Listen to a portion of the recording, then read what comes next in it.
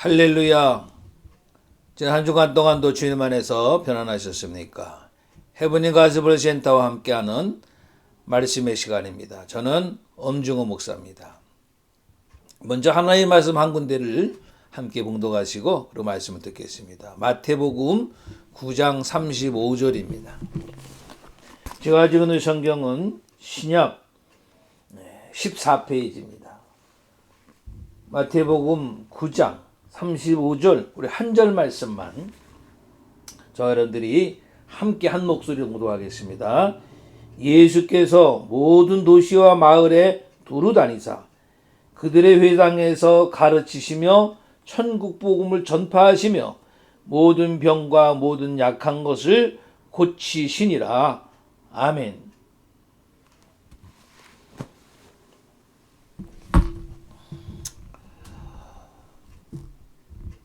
우리 모두는 예수님의 제자들이죠. 아멘. 예. 그렇기 때문에 저도 여러분들도 예수님의 제자이기 때문에 제자들인 우리는요, 예수님이 하시는 일을 그대로 본받아서 해야 되는 거죠. 아멘.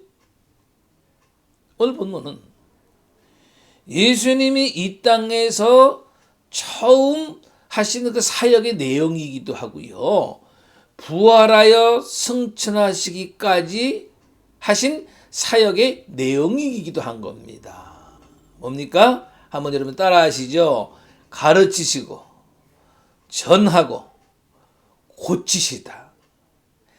가르치시고 전하고 고치신 것, 바로 그것 때문에 이 세상에 오셨고 그 일 때문에 삶을 바치신 겁니다.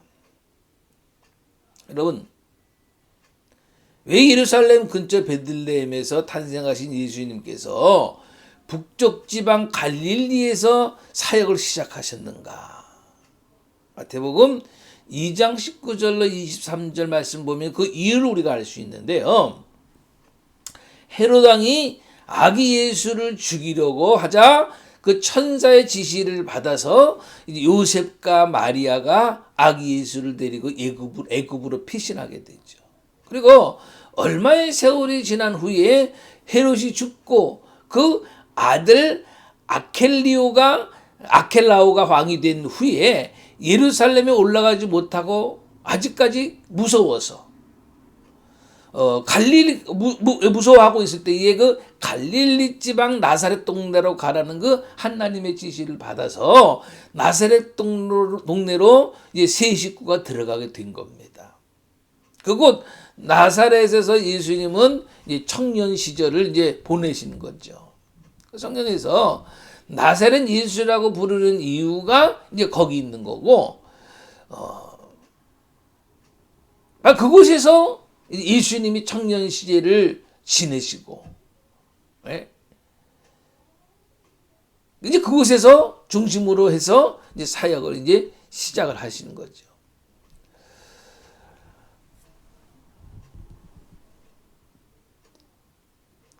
성에 보면은 나사렛 예수 이름으로 명하여 일어나 걸으라. 사도 베드로가 명했더니 나면서부터 안진뱅이 된 자가 일어나 걷고 뛰기도 하고 하나님을 찬미한 것.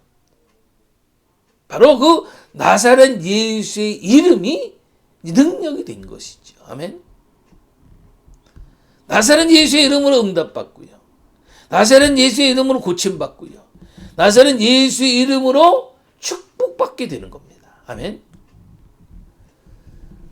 그러니까요, 언젠가 말씀드린 대로 그 나사렛 예수의 이름으로 명하세요. 뭘 명하느냐 하면은 가난도 명하세요. 병을 향해서도 명하세요. 문제와 환난을 위해서도 향해서도 명하세요. 또 잘못된 것들이 그렇게 되면은 잘못된 것들이 바르게 고쳐지고요. 병에서 취함을 얻게 되고요. 앞을 가로막고 있는 것들이 꽉 무너져 버리고요. 그래서 평안을 얻게 되는 줄로 분명히 믿습니다. 아멘. 나사렛 예수. 본문에 보니까 예수님이 회당에서 가르치셨다.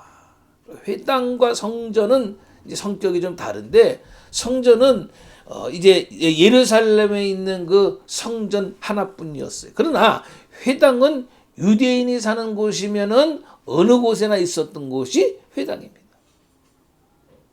성전은 오로지 하나님께 제사를 드리는, 예배 드리는 장소였다고 한다면은, 회당은 한마디로 사람들의 종교 학교였어요. 성경을 읽고 해석하고 가르치는 일들이 회당에서 행해진 겁니다. 그러니까 오늘날 교회는 두 가지, 예배 드리는 일, 그리고 말씀을 가르치는 일, 두 가지 다 하죠. 근데 당시에는 그렇지 않았어요. 바로 그 회당에서 예수님도 백성들을 이제 가르치신 겁니다. 그래서 사도행전 2장 42절에 보니까 초대교회 성도들이 사도의 가르침을 받기 위해서 날마다 성전에 모이기를 힘쓰고 떡을 떼며 기도하기를 전혀 힘썼다 그랬잖아요. 이렇게요. 오늘의 교회도요, 말씀을 가르치고요, 또 성도들은 그 말씀을 배우는 일을 날마다 이제 하나님의 교회에서 이제 하게 되는 것이죠. 그래서 성경에 보면은 하나님의 말씀은 우리를 어떻게 한다 그랬느냐 하면은, 사도행전 20장 32절 말씀 보니까, 지금 내가 너희를 주와 및 그 은혜의 말씀께 부탁하노니 그 말씀이 너희를 능히 든든히 세우사 거룩해 하심을 입은 모든 자 가운데 기업이 있게 하시리라. 우리를 든든히 세운다는 것은 우리의 신앙을 견고하게 하는 그 능력이 바로 하나님의 말씀이라는 거예요. 승리의 삶, 곧 믿음, 소망, 사랑의 삶을 살게 하신다는 거예요. 예? 그러니까 하나님의 말씀을 통해서 믿음과 소망, 사랑의 삶을 살 수 있도록 하시는 겁니다. 할렐루야. 그러니까 말씀이 중요해요. 말씀이 중요해요. 그 하나님의 말씀은 기업 있게 하신다 그랬잖아요. 무슨 기업이냐면은 영원한 생명의 영광의 기업을 말씀하는 거죠. 성경에 보니까 죽도록 충성하며 생명의 멸류관을 얻는다 그랬고요. 사명을 잘 감당하면은 영광의 멸류관을 얻는다 그랬고요. 복음을 많이 전하면은 자랑의 멸류관을 받는다 그랬고요. 모든 것을 절제할 줄 알면은 썩지 않는 멸류관을 얻는다 그랬고요. 선한 싸움을 잘 싸우고 달려갔기를 마치고 끝까지 믿음을, 신앙을 지키면은 의의 멸류관을 받는다 그랬고요. 할렐루야. 그렇게 영원한 우리가 하나님 나라에 가서 이런 영광의 멸류관 받을 수 있도록 하나님 나라의 기업을 우리에게 얻게 하시는 이 역할이 바로 하나님 말씀이라는 거예요. 그래서 우리가 성경 말씀을 은혜의 말씀을 은혜의 말씀이요 능력의 말씀이요 그렇게 말씀하는 것이 바로 그런 우리를 능히 든든히 세우고 기업 있게 하신다 하나님의 말씀이 말이죠.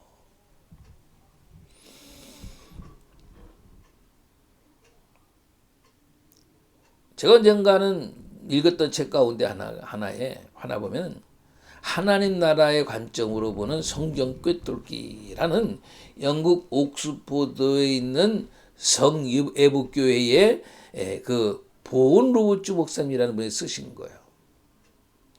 거기서 보면은 성경에 대한 무지라는 타이틀로 이런 얘기를 썼어요. 전에 우리가 들었을 법한 그런 얘기인데요. 목사님 한 분이 미션 스쿨인 그 초등학교를 방문했다는 거예요.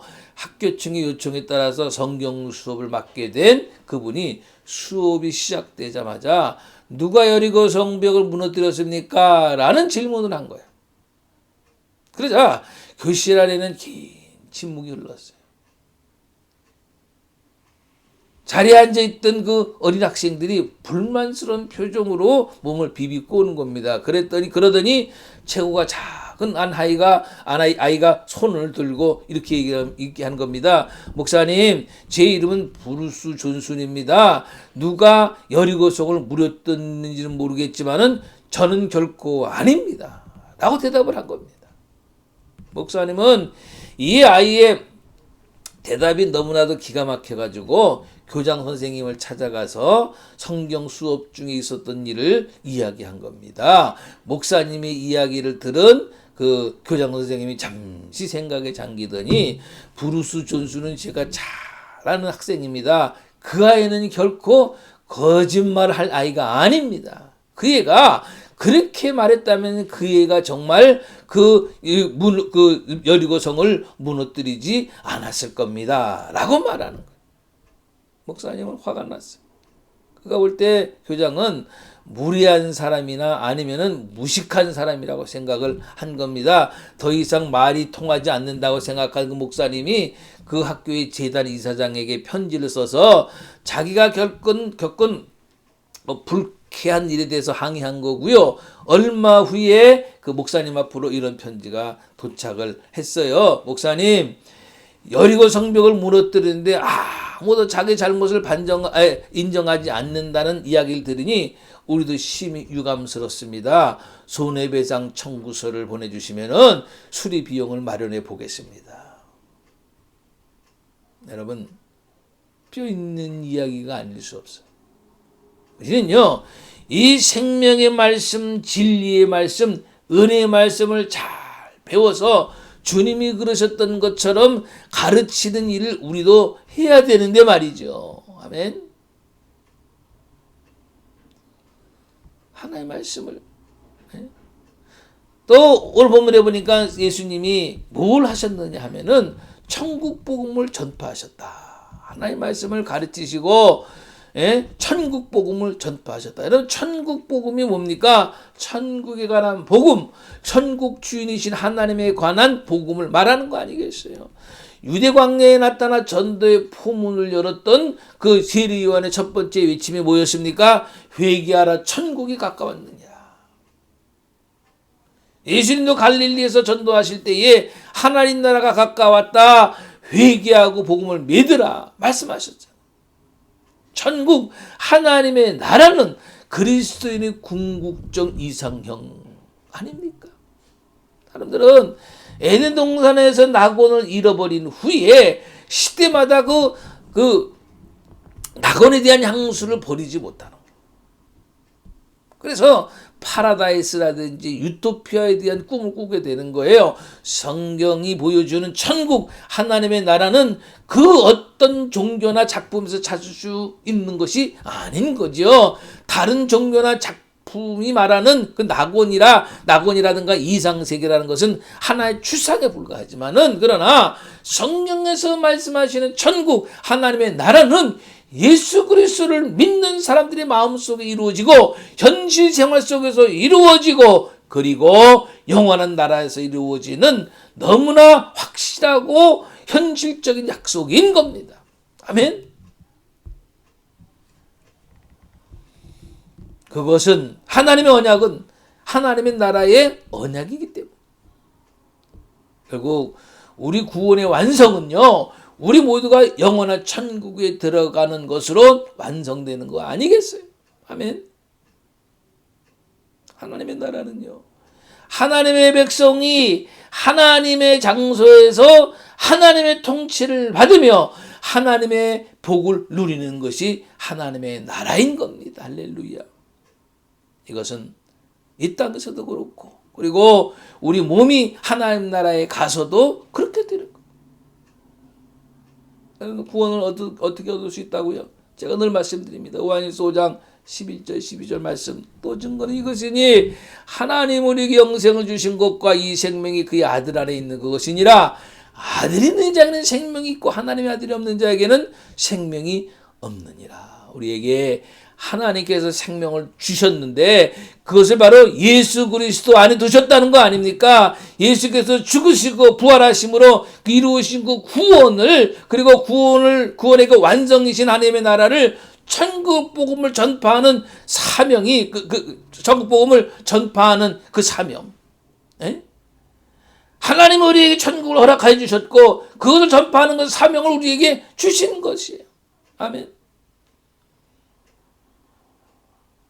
천국 복음을 증거하시고 예수님 하신 일이, 세 번째 예수님이 하신 일이 뭐라고요? 모든 병과 모든 약한 것을 고치시니라.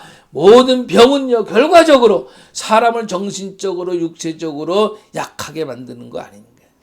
그러니까 사람의 육체적으로 병들면은 그것으로 끝나는 것이 아니고 정신적으로도 병들기 쉽고 영적으로 약해지기 쉽게 되는 거예요. 오래전에 돌아가셨습니다마는 목회하시다가 은퇴하신 후에 돌아가셨습니다마는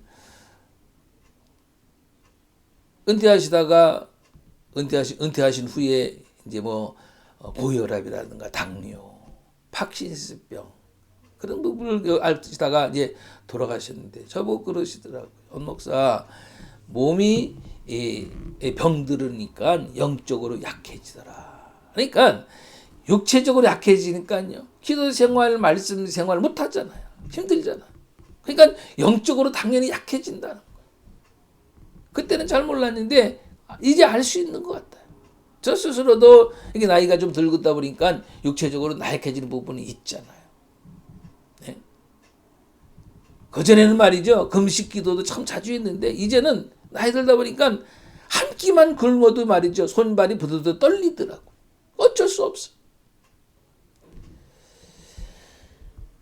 우리는요. 병으로 고생하는 이들 위해서 기도할 때마다 주님 육신의 질병 때문에 그 영혼이 흔들리지 않게 해주시옵소서 라는 기도도 함께 드릴 필요가 있을 것 같아요. 그 육신 때문에 영적으로 흔들리지 않고 약해지지 않고 강하고 담대하게 있을 수 있도록. 할렐루야. 우리 주님이 그것을 하시기 때문에 인간이 그런 모습을 하시기 때문에 모든 병과 모든 약한 것을 고쳐주셨던 겁니다. 오늘 본문과 같은 말씀이 마태복음 4장 23절에도 있는데 24절에서는 병을 구체적으로 말씀하시는데 모든 앓는 자 곧 각색병과 고통에 걸린 자 귀신 들린 자 간질하는 자 중풍병자들을 데려오니 저희를 고치시더라는 말씀이 있어요. 어느 병이나 다 그럴 수 있습니다만은 특히 귀신 들린 자 간질병자의 경우는요. 자기 자신이 자신을 조절하지 못하는 특수한 병이기 때문에 그 고통이 극심한 거예요. 귀신에 의해서 말하고 행동하기 때문에 자신이 통제를 하지 못하는 짓을 하는 거죠. 간질병의 경우도 일단 발작하게 되면은 자기는 없어지는 거예요. 병이 주는 고통으로 온갖 아픔을 겪게 되는 거죠. 예수님은 그런 고통 가운데 있는 각색 병든 자를 고치시고 그들의 고통을 해결해 주셨습니다. 할렐루야. 지금 제가 늘 말씀드립니다마는 세계 곳곳에서 예수의 이름으로 모인 은혜의 집회에서 이런 치유 역사들이 막 나타나는 겁니다. 중풍병자가 일어나고 안진병이 일어나고요. 보이지 않는 자가 보이게 되는. 네?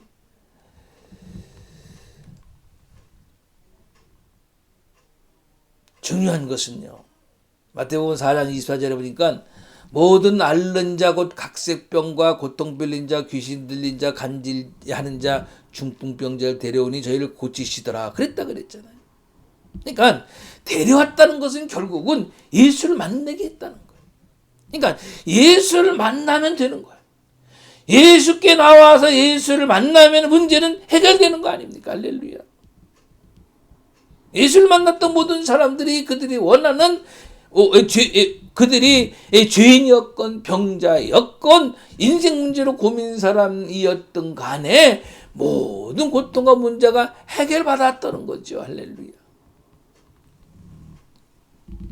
갈릴리를 돌아다니시면서 각종 병든 자를 고치시고 약한 것을 고치신 주님은 오늘도 우리 이 시대에 골목골목을 두루다니시면서 치료의 은총을 베풀고 계시는 줄로 분명히 믿습니다. 지금 이 시대야말로 앓고 있는 시대가 아닙니까? 청소년 문제, 골머리를 앓고요. 정치적인 문제, 경제적인 문제, 사회적인 문제, 군사적인 문제, 세계 도처에서 일어나고 있는 갈등과 도전의 분쟁 때문에 얼마나 많은 사람들이 앓고 있습니까? 정말 여기저기에서 앓고 신음하는 문제가 그런 문제 때문에 우리 귀가 멍멍해질 정도가 아니냔 말이에요. 누가 이런 현대인이 겪는 현대시대 갖고 있는 병을 누가 고칠 겁니까? 나라와 민족마다 앓고 있는 병을 누가 고칠 겁니까? 오직 나사렛 예수 그리스도만이 고치실 수 있는 줄로 분명히 믿습니다. 예수를 만나게 하면 되는 거예요. 예수의 이름으로 가능한 거예요. 내 가족을 만나면 내가 고침받고요. 내 가정이 예수를 만나면 내 가족이 고침받고요. 이 사회가 예수를 만나면 이 사회가 고침받고요. 예수를 경험한 것으로 인하여서, 만난 것으로 인하여서 고침받고 치료받는 역사가 일어나는 겁니다. 할렐루야. 그 예수를 만나게 하는 일을 우리도 해야 되는 것이죠. 요한복음 14장 12절 말씀에 나를 믿는 자는 나의 하는 일을 저도 할 것이요 이보다 더 큰 것도 하리니 그러셨잖아요. 우리를 사용하셔서 예수님이 4년 동안 계시면서 하셨던 일보다 더 많은 일을 하라는 거예요. 할 수 있다는 거예요.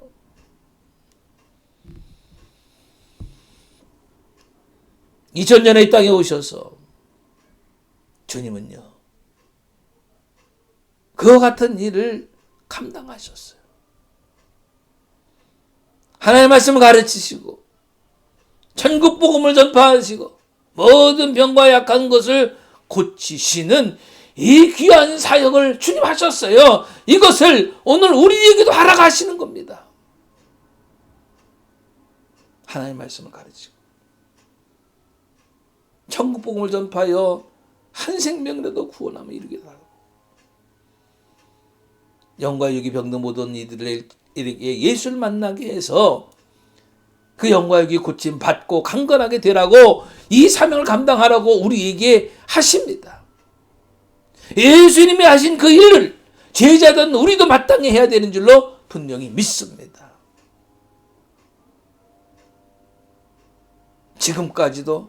지금도 앞으로도 해야 할 일이 그겁니다.